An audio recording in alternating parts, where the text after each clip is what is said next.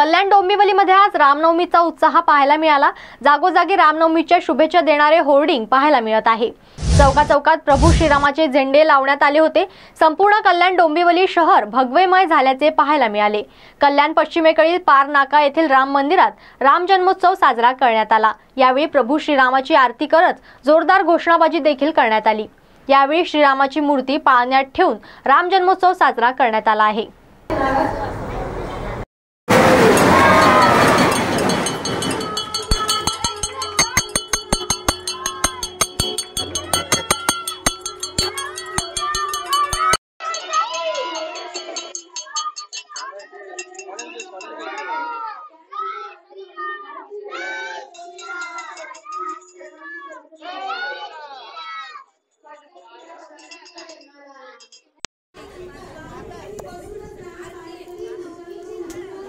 मी संदीप मोरेश्वर पळणीकर या देवस्थानचा विश्वस्त आहे।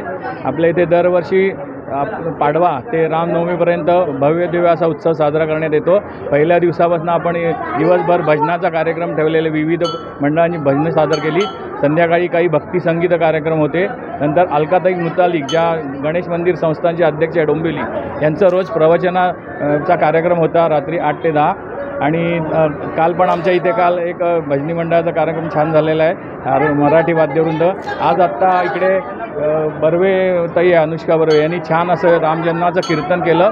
दरवर्षीप्रमाणे इथे धूमधडाक्यात उत्सव साजरा होतो आहे।